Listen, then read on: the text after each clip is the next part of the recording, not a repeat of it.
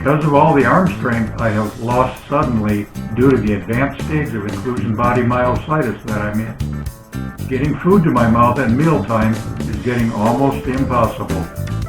I don't relish the fact of getting a feeding tube, so I'm going to let my back muscles and power chair feed me for a while. Stay tuned to learn how I make that happen. IBMers in the advanced stage have told me that when you get so far into this disease, that last bit of degradation goes real fast. I think I've noticed that in the past couple of months. I re-evaluated myself using Dr. Brown's functional rating scale recently and learned that I have plunged from a score of 13, maybe 14, to a score of 8 or 9 since my birthday last August. During the last 2 months, I have noticed great difficulty in hoisting food up to my mouth, even when using the liftware level eating device that has worked for me so well in the past 11 months. Recently, I have had to switch from using my right hand to handle my utensils to my left arm and hand. As my hands and arms are quickly turning into lead weights, I thought ahead to a solution that I read about from another IBMer about a year ago on Facebook. This temporary condition necessitates the need of having my spouse or someone feed me and the dreadful thought of using a feeding tube. I'm sure many of you who are in the advanced stages of IBM may be thinking about such things too. Everyone probably has an old belt laying around in their closet or dresser drawer.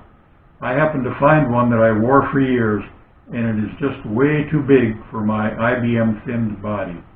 I also found an old S-hook in my hardware collection on my workbench. Those two components are the critical parts that will hopefully allow me to feed myself during the next several months.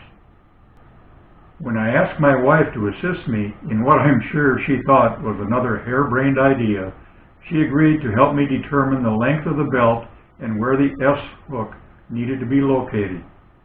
Within 10 or 15 minutes, we had the concept proven, a mounting location on the power chair determined, and with the assistance of a leather punch that she used very often to punch new holes in my belt as I got thinner, we had a working solution to the problem. The belt is fixed around your hand or wrist, then extends up over your shoulder and is attached to a solid point on your power chair. In my case, I found it necessary to wear a wrist splint to keep my hand from uncontrollably flopping around. A bit of trial and error will help determine where the hole for the S-hook needs to be punched and how much slack you will need in the belt to scoop up the food with your fork or spoon. When your fork or spoon has been loaded with food, simply use your back muscles to lean forward and the belt will tighten and pull the eating utensil up to your mouth. When you lean back in your power chair, your hand and arm will again lower to plate level. So, just to make the length of the belt suitable to wearing different weights of clothing, we punched a series of holes to easily relocate the position of the S-hook. If I'm wearing a thin t-shirt, the distance from where it attaches to the hand to the S-hook locating hole might need to be shorter. If I'm wearing a sport coat or sweater, I would need to lengthen the distance between the connection point on my hand or wrist and the S-hook location. A little variation to take up any differences in table height or other circumstances is always a good thing too. Stay tuned for future videos, and please feel free to watch the 10 IB myositis YouTube videos preceding this one. And don't forget to contribute to the Catalyze a Cure Foundation, a non-profit organization administered by families with IBM for the purpose of funding credible research labs finding a treatment and cure for Inclusion Body Myositis.